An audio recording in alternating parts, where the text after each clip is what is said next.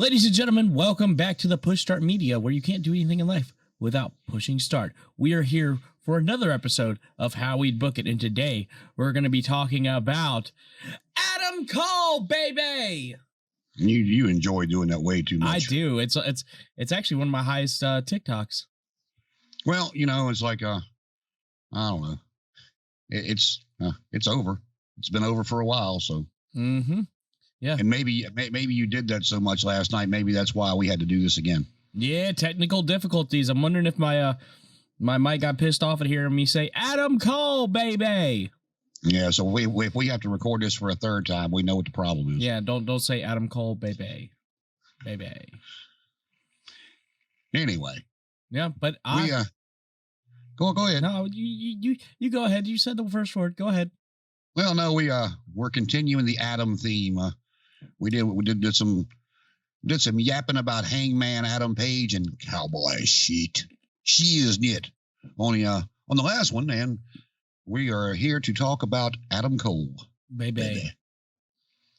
Anyway, so go ahead, give him a little backstory on Adam Cole. You had all that at your disposal last night, so I'll let you cover the backstory. I did. I had a whole spiel I was going with, but for those new to the podcast, my name is Christian Ingram. I am a podcaster, YouTuber, TikToker, and Twitch streamer now. That's a lot to say. You're on Twitch now? I am on Twitch. I've been streaming games. Oh, okay. So, you go, boy. So go check me out if you want me to see me play Fortnite drunk. That's what you need to do. I mean, I'm not any good, but hey, who is? Yeah, a lot of people. And my name is J. Brandon Ingram. I am DJ extraordinaire for the past 30 years and just a lifelong wrestling fan. Likes bullshitting about it. Mm-hmm. And today, like we said, we're talking about Adam Cole, who, you know, he's had one hell of a past 5 years so far. Debuting in NXT in 2017 at TakeOver Brooklyn, and then debuting at AEW at All Out. Overshadowed by Bryan Danielson, but that's okay. We'll get to that.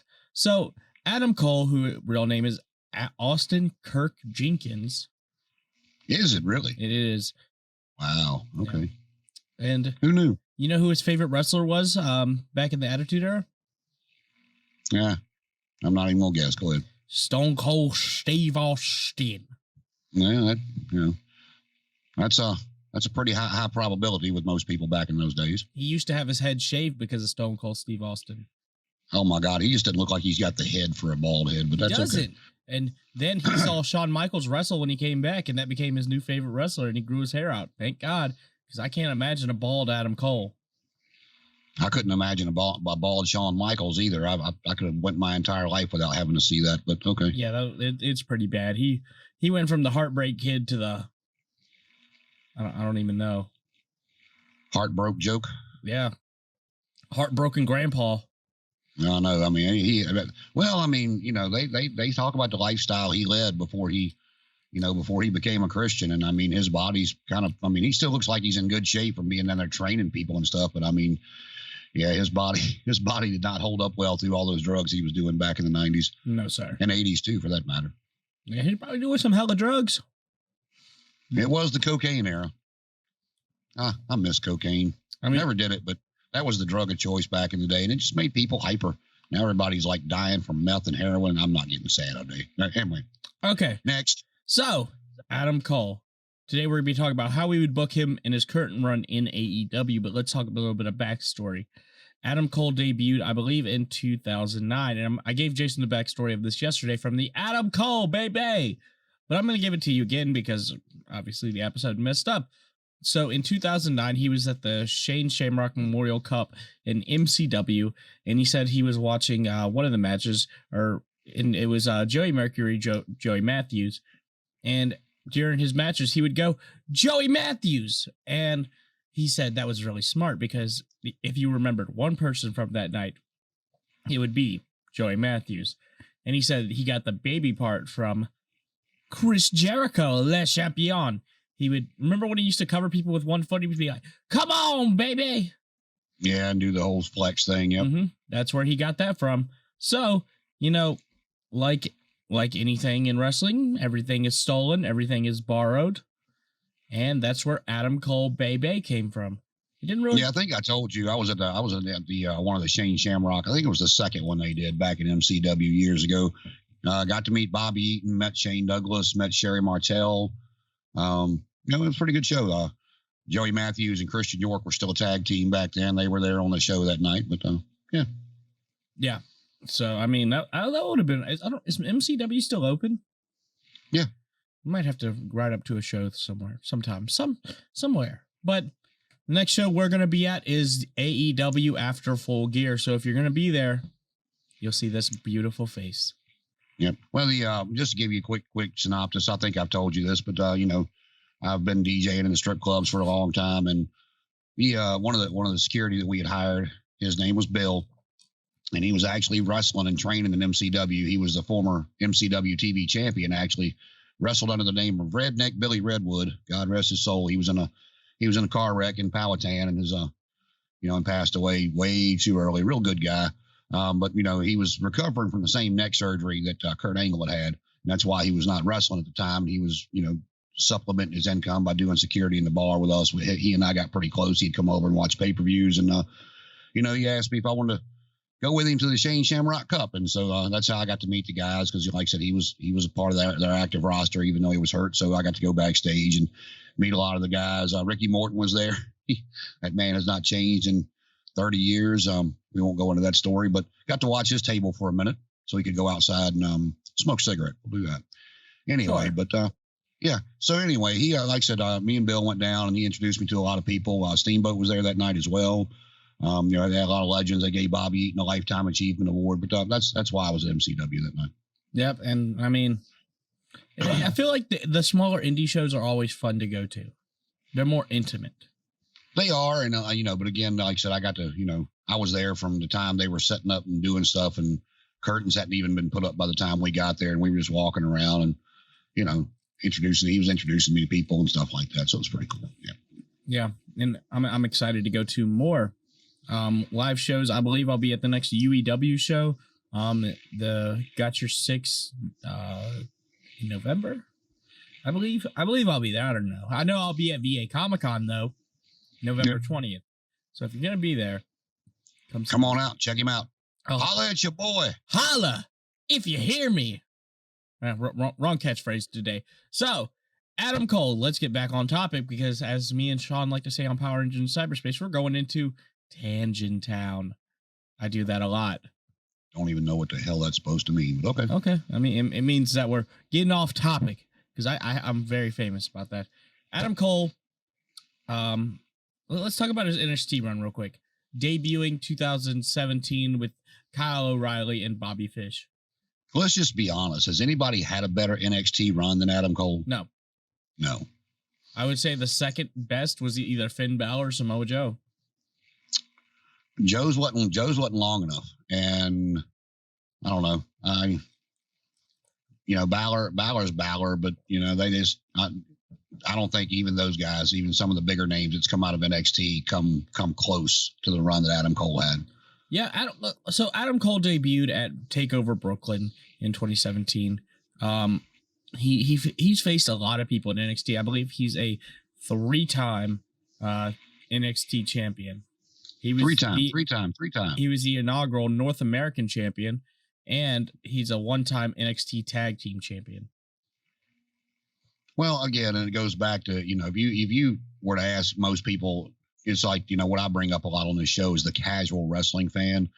And, if anybody that didn't know who Adam Cole was and they started watching NXT because of, the commercials and stuff from USA or Fox with Raw and SmackDown, who they remember from NXT, in my opinion, 85% of the people you poll was going to say Adam Cole.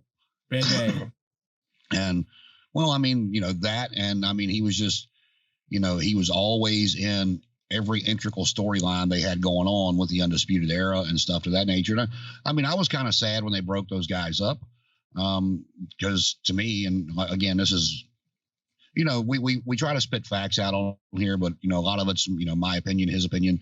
But to me, even though it was on the main, not the main roster, they to me was the best thing I'd seen since the Horsemen. And, you really, it's like, you talk to different people about different factions, and you can't really. It's like the Shield. The difference in the Shield and the Horsemen, and I'll give you this, or even the Undisputed Era, is all three of those guys from the Shield have went on to be world champions. And it's like, yes, everybody in the Horsemen could work, everybody in the Horsemen could talk, but Flair was the world champion. You weren't going to see, Tully and Arn as world heavyweight champion. No. And the closest one you might, Lex went on to become a world champion, later after his Horseman days, because they wanted him so bad to be their version of Hulk Hogan. And it's, nothing against Lex. He just didn't have the charisma that Hulk Hogan does. And honestly, a lot of people don't like him or hate him. And I wasn't a big Hogan fan, but the man, he connected with the crowd, whether it was in his Hulkamania days or even his NWO Hollywood days, he knew how to connect with the crowd. And a lot of people don't have that trait. And where I go with that is Adam Cole has got that trait. Adam Cole, he connects to the audience, and, moving forward with him in AEW, I'm not sure what they have planned for him. I'd love to be inside Tony Khan's head, because as we talked about in the technical difficulty part of this, is I don't like where he's at right now. I don't like the way he's been used thus far. I don't like the way he debuted, because you had, you brought three big stars in back to back to back. And as much as I like Adam Cole right now, to the casual wrestling fan, no, he is not at the level of CM Punk. He is not at the level of Bryan Danielson. And if they bring in Bray Wyatt, he won't be at that level either to the casual wrestling fan. However, he's still got a well-known name, especially with the diehard AEW audience, who was also diehard Ring of Honor, TNA when it first came out, those kind of people that watch the stuff. And Adam Cole, for the diehard wrestling fan, some might like him better than Danielson and Punk, and I'm sure most of them like him better than Bray Wyatt, because Bray Wyatt's a great character, not a great technical wrestler. He's not bad, but he's not the technical wrestler that a Punk or a Bryan or Cole is. But you still had a big star on your hands that basically dominated that brand before, they started changing it up, ran it into the ground, and you have overshadowed him since he walked in the door. No, I agree. I think he's definitely been overshadowed since he came in. And they're going to have to get away with that, or get away from that, to build him back up and be the Ring of Honor champion he was back in 2016, 2015, and be the NXT champion. So in NXT, let's talk about this, because he was the longest reigning NXT champion to this day, with a reign of 403 days. On March 20th, 2019, Cole defeated the Velveteen Dream, Ricochet, Aleister Black, and Matt Riddle in a fatal five-way for the right to face Johnny Gargano for the vacant NXT championship, which he won on April 5th. Now, during that time, he made title defenses against people like Seth Rollins, Daniel Bryan, Tommaso Ciampa, and just to name a few. No, I mean, when one of the Saudi shows that, that when the plane got delayed, whatever that debacle was, yeah, when SmackDown. when NXT showed up on SmackDown, he actually defeated Bryan Danielson, because Bryan was not, he was steadfast. He was never going to Saudi Arabia because of the issues, and good for him. But he was there to be able to face Adam Cole. It was a hell of a match, and I'll be the first one to tell you I was pleasantly surprised that they put Cole over. But again, that's just the backstory on Adam Cole with his NXT run. He looked good when they brought him up, and a lot of people, I don't know, the casual wrestling fan will tell you that why did he leave and go? But I mean, and you don't know what was behind the scenes. Everything is hearsay, as Bruce Pritchard likes to say, rumor and innuendo. But they said that they wanted to bring him to the main roster, have him manage Keith Bearcat Lee and cut his hair and change his name. It's like, you want to change everything about the guy that's gotten over with this niche audience that, given a bigger stage, could probably get over. Because you stop and think about it. What do kids like to do when they go to shows like this? They like to participate. Mm-hmm. And even adults, they like to relive their childhood and have fun with it. So, you're going to get, if he's out there every week, you're going to have kids screaming Adam Cole, baby. And you're going to have kids going boom if he's given that opportunity to connect with that main audience, which I thoroughly believe he could. He's got that talent. Again, it's not everybody has that X factor. Not everybody has that it. And, that's honestly, that's my issue with Kenny Omega. I don't think he has it. He's not very good on the microphone. His promos just seem like I'm better than you. And, which MJF does that as well, but MJF connects on a different level. Oh, the heat he gets is insane. Well, I mean, but is everybody, that listens to this probably thinks I hate AEW, and I don't. I've told you from the get-go, I'm very happy that, we're getting back to a time where the guys have different places to work and they're not, it's either WWE or, a high school gym with 50 people. I'm very happy they have another big company to work for. They do a lot of good stuff that I like. They do a lot of stuff that I don't. And that's just me personally, because I'm an old, I grew up watching, hour-long matches with Flair and Steamboat. I don't like the hot shot booking. That's why I'm so interested to see what they're going to do with Roman Reigns, because I'm trying to figure out how long they're going to take that out, because this is long-term booking that I like. Tell a story, get it. He wasn't on SmackDown last night, and I was kind of surprised about that. But, getting into Adam Cole, though, this is where a long-term story, if they do it right, can be told. Because, like I said, when they brought him in, he debuted at the pay-per-view. And as soon as he's done talking, Bryan Danielson's music hit. And it's like, come on, man. Why debut those two big names within 10 minutes of each other? So do you want me to tell you why they debuted them on the same show? Go ahead. So they were scared. The original plan was for Bryan to debut at the Arthur Ashe Stadium show, right? But they were scared COVID was going to shut it down. So they were like, we got to debut everybody we got this weekend at All In or All Out. Yeah, well, I mean, it's fair. I mean, because it's New York, and you see you don't really watch basketball, but like the whole Kyrie Irving situation with the Brooklyn Nets. I don't, what is going on with that? Because I don't. Well, I mean, like, long story short, he don't want to get vaccinated, and you can't be in the big crowds like that. It's like New York's one of the places where if you're going to go to an event like that, you have to show proof of vaccination. And, Kyrie basically can't play at least half the games if he chooses not to get vaccinated, because he can't be in the arena in Brooklyn unless he's vaccinated. And he says he's not an anti-vaxxer. It's just he hasn't heard enough to know if he wants to put that in his body yet. And the Nets are like, well, you know what? You're not going to be here half the time. You can't practice here. Well, I think he can practice, but he just can't be in the arena when the fans are in there. But they just told him, they sent him home. They're going to pay him $17 million to sit on his couch all season long unless he decides to go get vaccinated. Jesus Christ. So, and I mean, honestly, they could probably find a loophole not to pay him if they didn't want to. But, I mean, he is under contract. I don't know exactly how that would work, but I get it. I do. I mean, because like we've talked about with Matt Hardy, I mean, he had to debut in an empty arena, and as him big and as Brody Lee both. Well, yeah, but on the flip side, and this is not talking bad about Brody Lee, just Matt Hardy was a bigger name, and the broken Matt Hardy, everybody had been dying to see it since he went back to WWE, because they just didn't do it right. And, I've told you before, if that drone would have landed in the middle of a ring with a crowd there, they'd have went batshit crazy. Oh, yeah. But the drone landed with nobody there. So there's no reaction. And, I mean, I eventually will see broken Matt Hardy again now that we have, fans back. But it's, he's whenever he wants to do it, I guess. But, again, it just, for whatever the reasons were. And if that's their reasons, I can halfway understand it. But again, Bryan Danielson, he for the casual wrestling fan is a bigger star than Adam Cole, and him coming out right after Adam Cole did, it just Adam Cole probably didn't mind. They're probably buddies, I guess, but it's like you overshadowed the debut of Adam Cole. No, I agree. And then the fact that he got in the ring, did his all Adam Cole, baby, and then get in the Young Bucks face and then super kick Jungle Boy.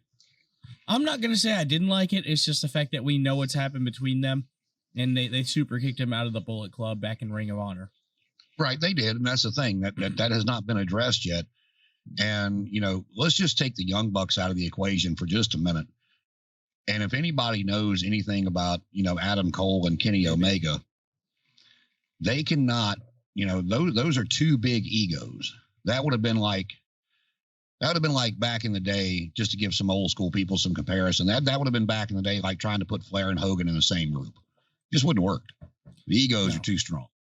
Adam Cole's not there to be the TNT champion. Adam Cole's not there to play second fiddle to Kenny Omega. He's not there just to sit there and do 6-man tags with the Young Bucks all the time. And, so as the name of the show goes, how we'd book it, this is where I would go with it. He's out there now. You've kind of seen maybe a little bit, but I think they need to start throwing stuff out there, with little sarcastic comments here and there, because for Adam Cole to work, and Adam Cole's one of those guys, you don't have to, he doesn't have to change the way he works, really doesn't have to change his style, his promos to, be a babyface or a heel. It can go both ways because that's just who he is. I mean, Shawn Michaels is a prime example. He didn't change up nothing when he was, during his heyday, when he would turn baby and go back to heel. He was just the same cocky, arrogant guy. Just sometimes they cheered him, sometimes they booed him. But you got to start bringing up the history of the Bullet Club. You got to start bringing up stuff, little tidbits here and there, and then tell a story. I mean, like with the releases of Ring of Honor, there's some people out there that Cole can work with. He can make him there. I mean, or, you already got Bobby Fish. I mean, that's a given for people that watched NXT, and I'd love to see Kyle come in. I've told you before, I love Kyle O'Reilly and Bobby Fish as a tag team, and I've seen the matches with them. Yeah, I've seen the matches they had with Young Bucks and Ring of Honor. They were great tag team matches. I prefer Red Dragon over the Young Bucks, but that's just me.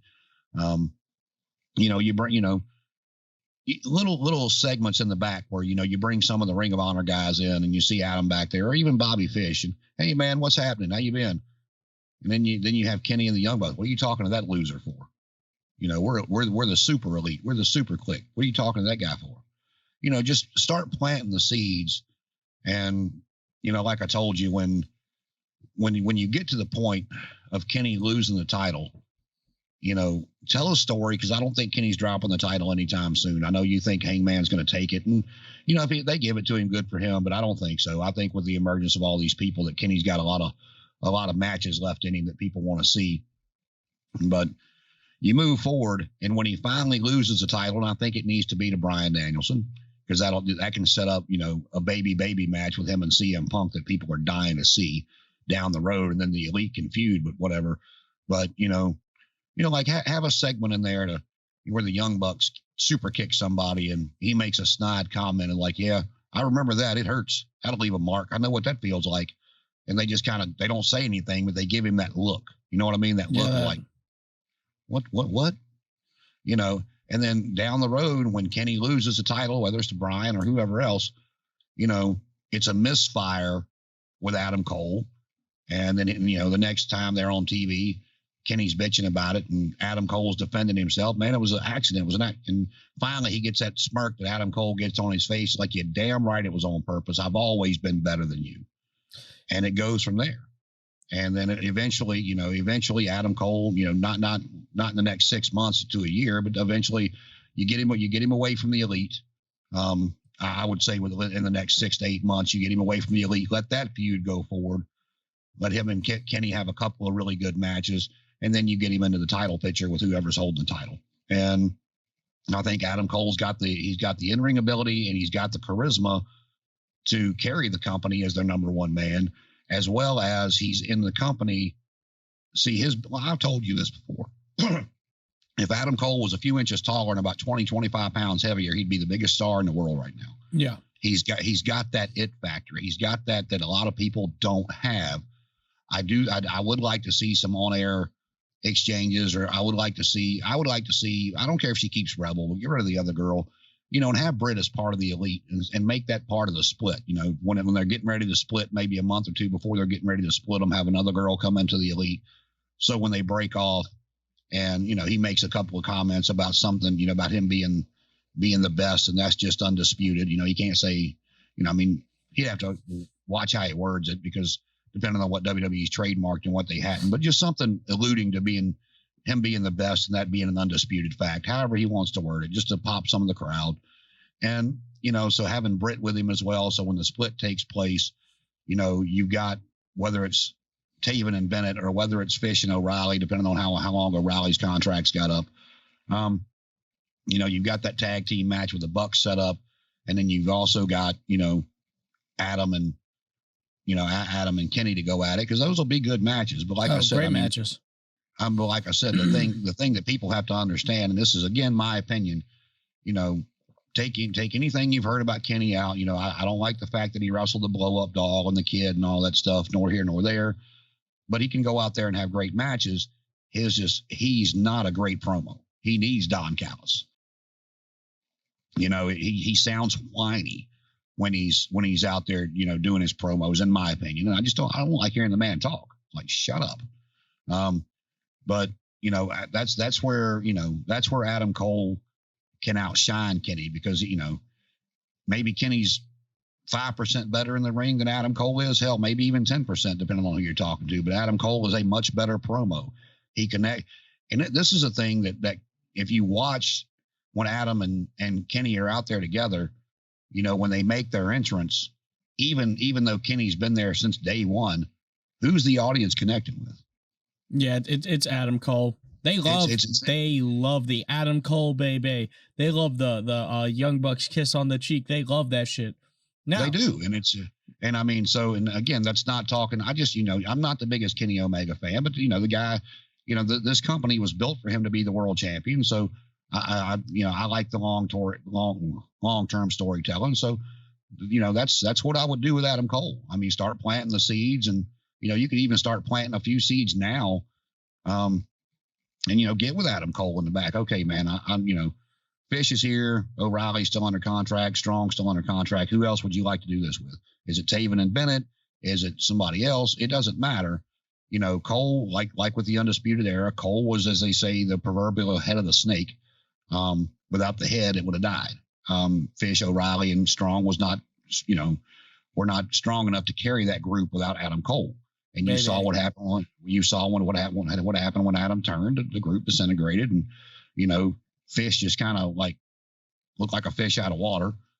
And Strong, he quit, not legitly, but they just took him off TV for a little while, and then they did the Cole O'Reilly feud, and Cole's, he signed that extension with WWE to put his buddy over before he left. Kudos to him for that.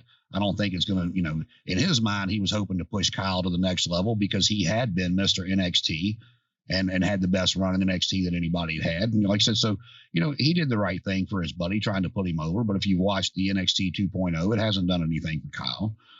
Kyle, as great as he is in the ring and as good as some of his stuff looks, he doesn't have the it factor that Adam Cole has. So no. he's not gonna get to the top of the ladder, in NXT the way Adam Cole did, especially without Adam Cole.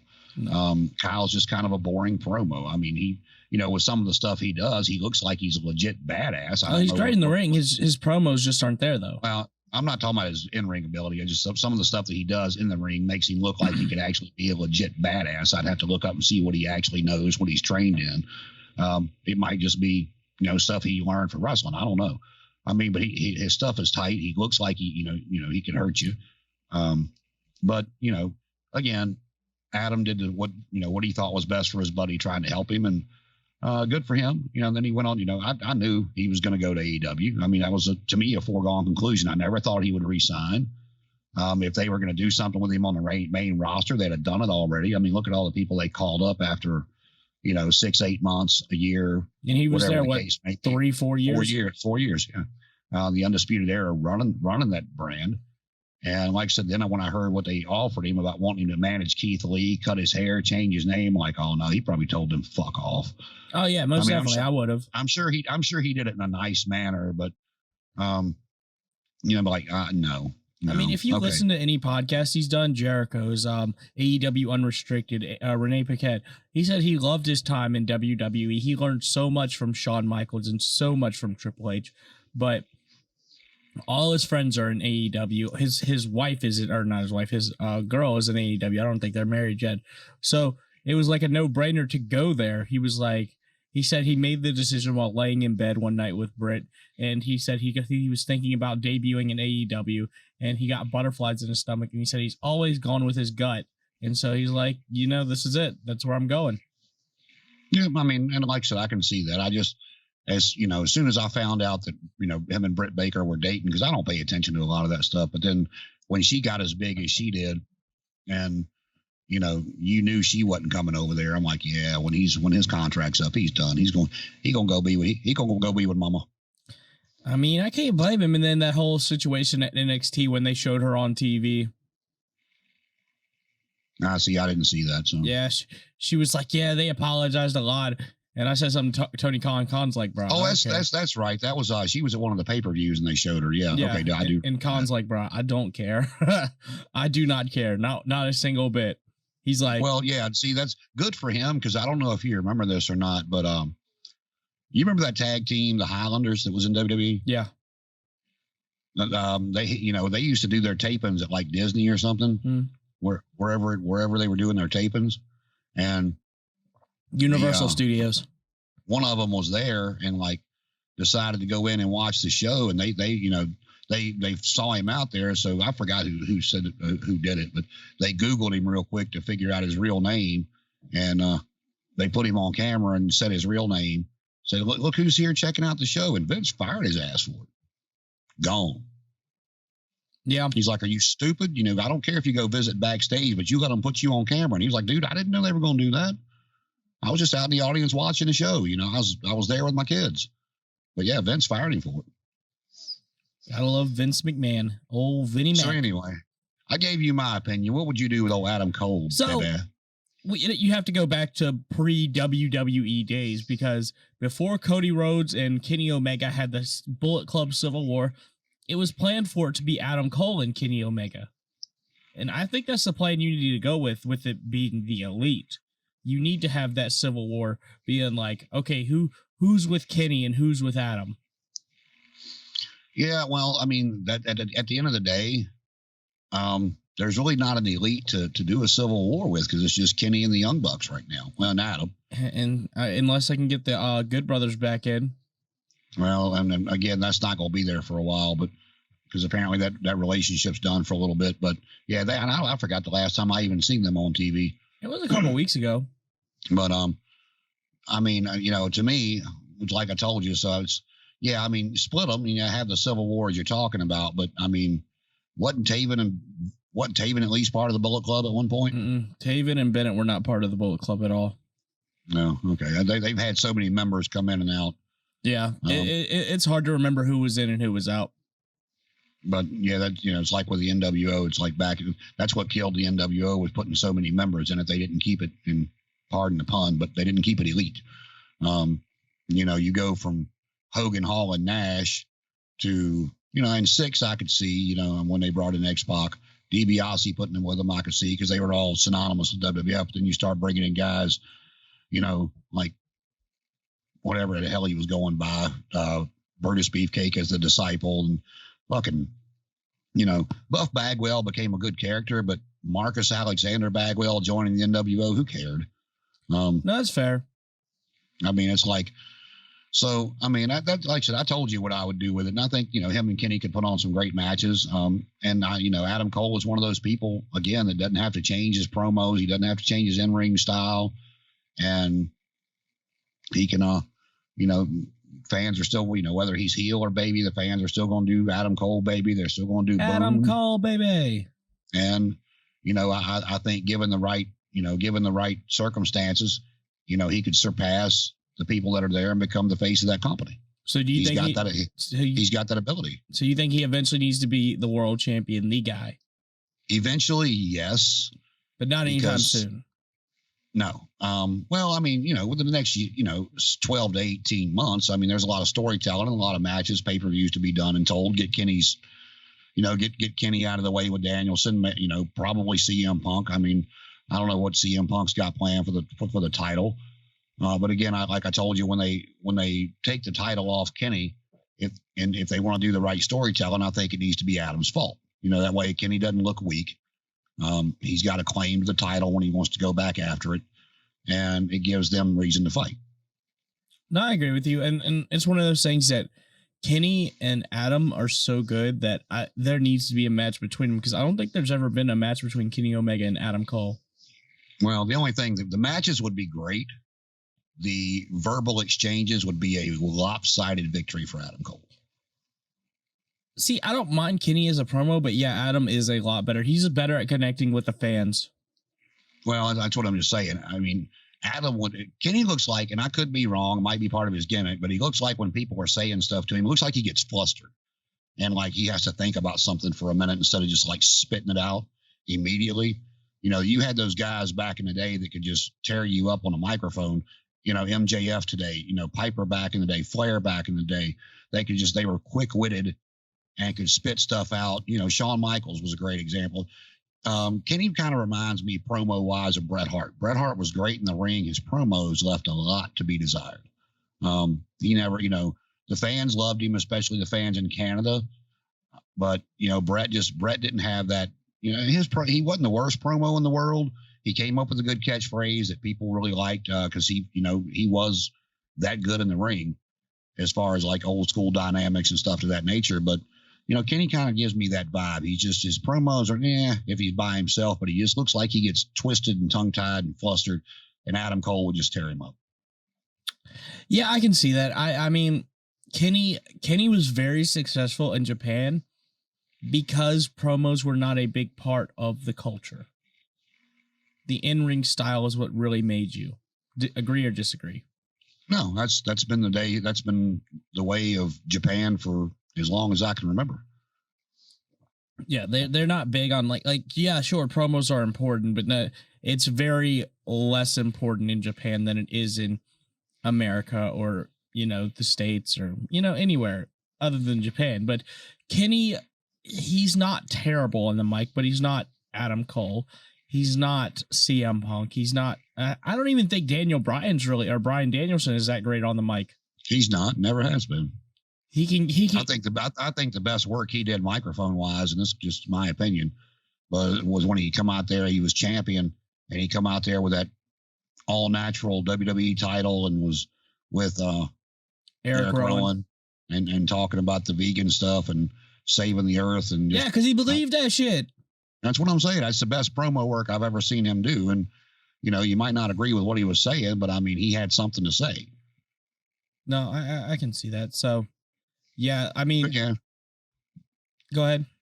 No, I was going to say, that's kind of where I would go with it. I would make it a long-term story, for over the next 12 to 18 months. And you could, like I said, plant the seeds and, eventually, you go to Adam Kenny and then, as long as Adam does what Adam can do, then then you give him a shot to make him the face of the company. I mean, we saw a little hint of deception in the Elite this past week on Dynamite, which was a Halloween special, where Kenny tagged in. It was a big spot.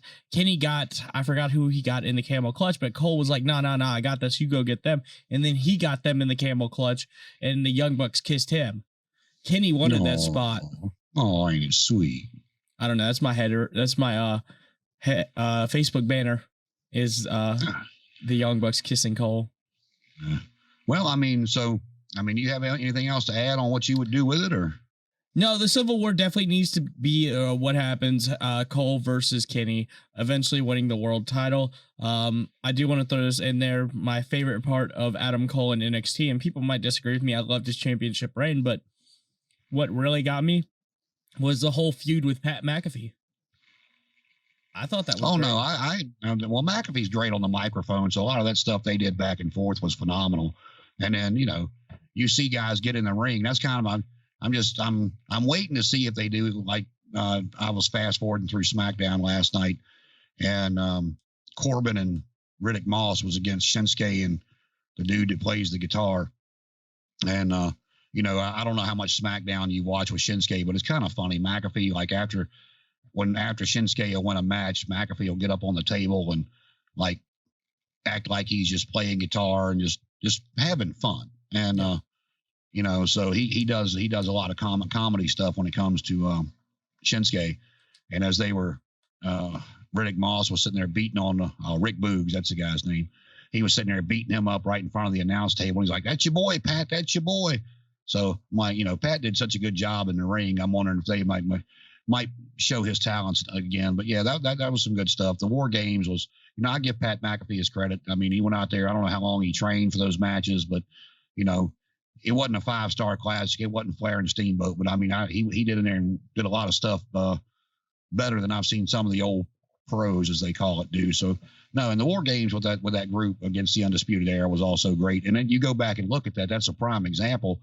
The Undisputed Era was definitely the baby faces in those matches, and they didn't change up nothing. So that goes right back to what I was saying about Adam Cole. He can get cheered, he can get booed, but he still can be Adam Cole. Yeah, no, I agree.